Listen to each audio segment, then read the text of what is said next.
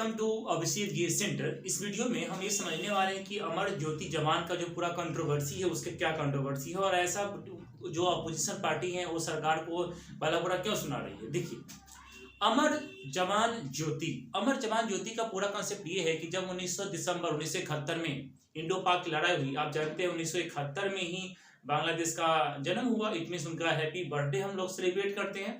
तो 1971 की लड़ाई में हुआ क्या कि इंडिया की बहुत सारे सैनिकों ने पाकिस्तान की लड़ाई में जो उनकी शहीद हुई वो शहीद हो गए। उन्हीं की याद में इंदिरा गांधी ने क्या किया 1972 में, यानी कि 71 चूंकि दिसंबर ही था, 71 क्या था, दिसंबर था, 71 में दिसंबर था तो 26 जनवरी कुछ ही दिन के बाद ही आते हैं 26 तारीख को।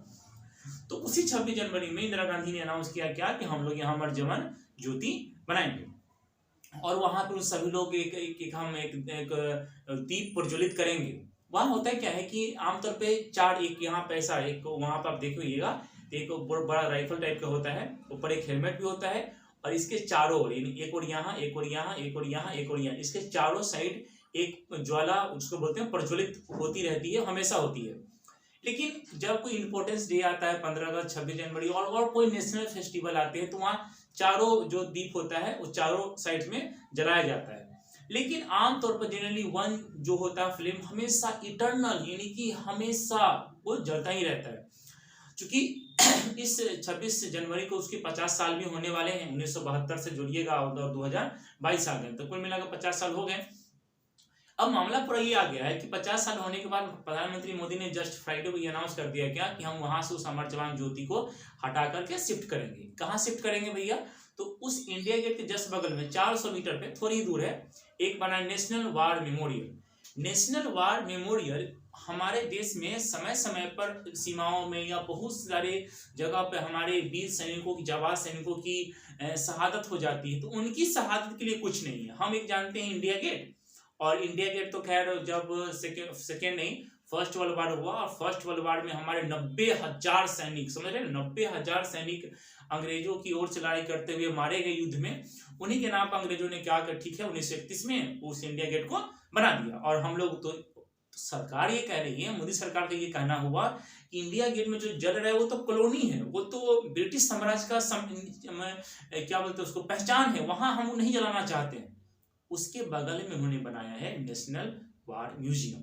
और नेशनल वार म्यूजियम में बिल्कुल बाकायदे से सबका नाम होगा, सबका पता होगा और कौन सैनिक कहाँ के थे और कब उनका शहादत हुई उनका नाम है। और पूरा कंट्रोवर्सी यही है कि उसको अमर जवान जो ज्योति है उनको उसमें मर्ज कर दिया गया है। अब इतनी सी बात है और इसी बात को लेकर बहुत सारे अपोजिशन पार्टी कह रहे हैं ये नहीं होना चाहिए, पॉलिटिकल वेंडेटा है, ये है वो है। हमको सबसे कोई मतलब नहीं है, हम लोग स्टूडेंट हैं, हमको सीखनी है कि ये हुआ क्यों है क्यों है।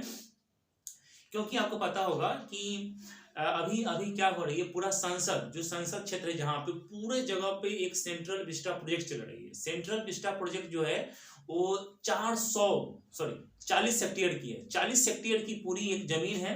कितनी है? 40 हेक्टेयर ही है ना, 40 हेक्टेयर की जमीन है।